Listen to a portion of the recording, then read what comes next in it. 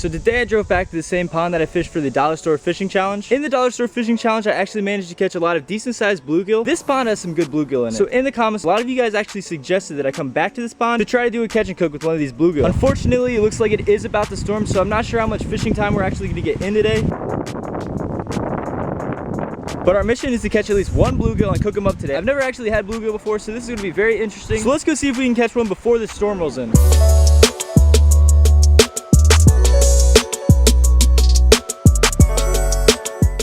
So it's thundering, the sky behind me looks pretty dark. So I'm just trying to get one bluegill here so I can take it home, cook it up for you guys and see how it tastes, because I've never had a bluegill.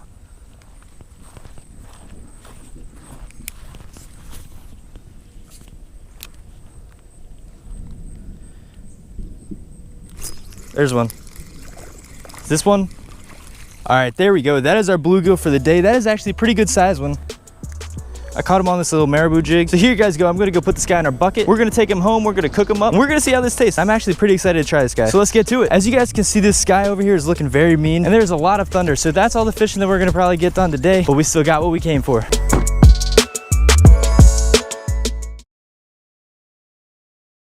All right, so I'm really not the best chef. And this is not my fillet knife. I am still at Kelsey's house, so I'm gonna do my best here.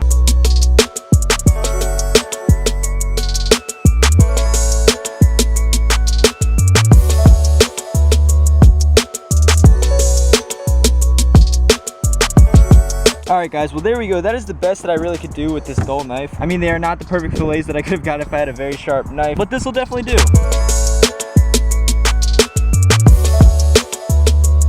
Alright, so here's our bluegill meat. First I'm going to dip it in the egg wash, then I'm going to put it in these breadcrumbs, and then we're going to put it in the pan. Alright, so there's a nice piece of our bluegill. We're going to dip it in our egg wash just like this. Bring it over to our breadcrumbs. It looks something like this. Drop into our oil. Again, I did kind of butcher the fillet job. Guys, this literally smells so good. And since my pieces are very small, I'm going to try to flip them as quick as possible. Ooh, that's looking good. Alright, some of these pieces are looking just about done, so I'm going to bring them on this paper towel here. Alright, this bigger piece should be done. Now that looks pretty good. Alright, well there we go. That is our finished bluegill. Alright, let's see how this looks inside. Not bad. It looks nice and white. Alright, let's give this little piece a try here.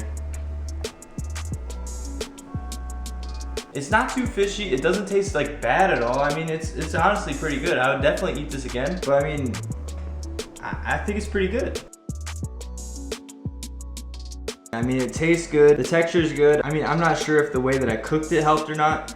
But I mean, it's honestly really good. Let me know in the comments below if you guys have any other suggestions on ways to cook bluegill. I mean, this is actually really, really good. I would definitely eat this again. On a scale of 1 to 10, I'd probably give this a maybe like a 7.5. I definitely think rainbow trout is still #1 on my list of freshwater species that I've caught and cooked so far. But bluegill is definitely a close second. I really want to try crappie soon because I've heard crappie is an awesome fish. So I wonder how it would compare to this bluegill here. So it is the next day. I have a quick unboxing for you guys, and then we're gonna go fishing and try to get on some Pennsylvania giants. So a couple videos ago, I got a package in from a company named Piscifun Fishing. They actually sent me another package, so we're gonna open this, see what's inside. I'm pretty excited. I love opening packages. All right, so here we go. First, it looks like we have a reel. This is actually a bait casting reel. It is a Piscifun Torrent, 7:1 gear ratio. I'll go over the specs a little bit later, but this is pretty cool, man. I'm actually gonna test this out today. They even sent me the left-handed retrieve. They know I like the left-handed retrieve. All right, so it looks like we have some more stuff in this bag. What the heck? Yo, Piscifun hooked it up with the snapback hat. That's actually really cool. Alright, so it looks like we have one more thing left in this package. Yo, what the? This is actually pretty sweet. It looks like they sent me some kind of fishing jersey. This is actually really cool. I look like a professional fisherman now. By the way, just so you guys know, I'm actually not getting paid for this. This company just sends me some gear to try out. If any company ever sends me anything, I'm gonna give you guys my 100% honest opinion on the products. I'm completely transparent with you guys, so let's get this reel out, let's get it rigged up, let's get out in the water. Let's try to get on some PA giants. Here are some of the specs on the reel. You can see it has 6 ball bearings, 7:1 gear ratio, 18 pounds of drag. And I'm not sure if I mentioned this yet or not, but this reel only retails for $40. I'll go ahead and leave the Amazon link in the description. But if this reel works pretty well, I mean, $40 for a bait caster. That sounds like a pretty good deal to me. All right, let's try this frog out first here. Any luck? A couple little ones. This is my first time here. Oh, there's 3? All right, thanks. All right, so it's been raining a bit and the water is kind of murky, so I'm switching over to this little chatterbait, white and chartreuse with a little paddle tail. Let's see how this does.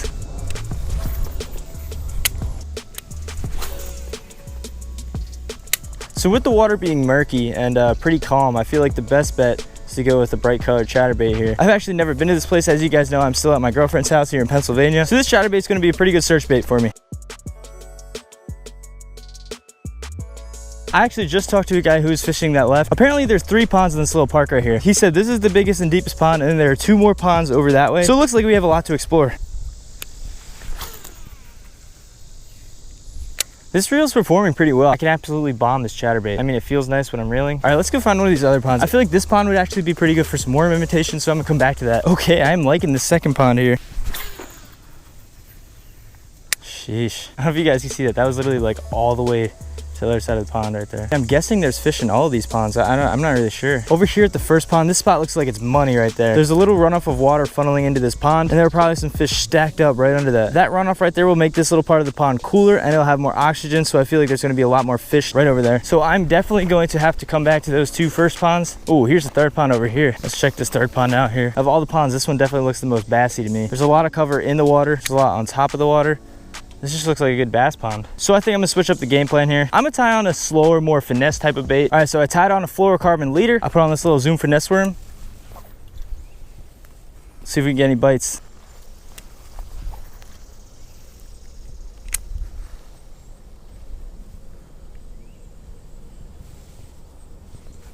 Oh, something grabbed it. I pulled it right out of his mouth. All right, there's definitely fish in here.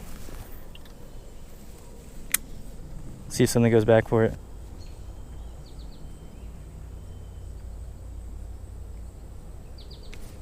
There's, oh no.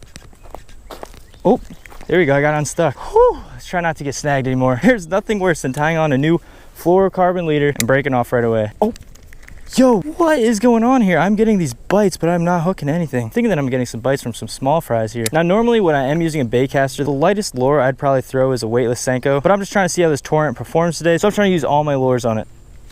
Whoa, just launched it at myself. We're getting bites though, that is a good sign.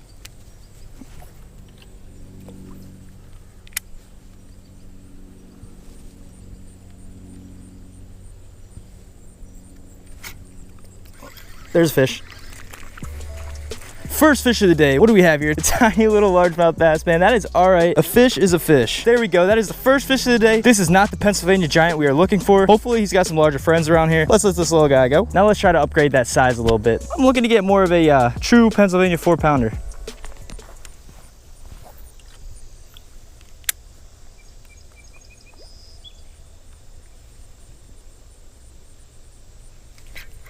There's a fish. Ooh, this is a little nicer size. All right, there we go. Second fish of the day. Well, we are trending in the right direction. These fish are getting bigger. Still a little dink, but I have a good feeling about these ponds. See you, buddy. Fun fact, the zoom finesse worm that I'm fishing right here is actually the exact bait that I got my personal best bass on. At the time, I did not actually have a scale, but it was a pretty big fish. I have a picture laying around somewhere of it. If I can find it, I will definitely insert it in this video right now. Right now, I'm gonna head back to pond 2 and try this finesse setup here. Guys, I'm not losing my lure. I'm literally about to take this whole giant branch out of the water. Holy crap. Well, got my lure back. You know any other good ponds around here? No, I'm from Delaware. I have no... Yeah, I'm from Jersey, so this is just, I'm out here fishing. All right, so I did not have too much time at the pond to fish. You guys know I'm staying at my girlfriend's house, so I cannot fish all day, every day. But we did get some fishing time in today, and we got some good quality time to actually test out this reel. Now I could have just sat there throwing those zoom finesse worms at that third pond. I probably would have caught a lot more fish, but what I really wanted to do was get an actual real feel of the reel. So I used a variety of different lures. I didn't catch the most fish or the biggest fish today, but I feel like I definitely got a good feel for the reel. And let me tell you guys, for 40 bucks, I mean, this thing is pretty good. I threw a frog, a chatterbait, a jig, a worm. I mean, this reel worked very well. I did not have any problems the whole time, and I also had no backlashes. If you're looking for a good price bait caster, I would definitely suggest this reel. Again, I'm leaving the Amazon link in the description. It just feels like a solid reel. So shout out again to Piscifun for actually hooking it up with the threads and with the reel. As always, thank you guys so much for supporting. You guys are just so awesome. Let's keep this rolling, and I'm gonna try to keep cranking out as many videos as I can for you guys. Also, don't forget to leave me some bluegill recipes in the comments below. That bluegill tasted pretty darn good. And all right, thank you guys for watching. I'll see you next video.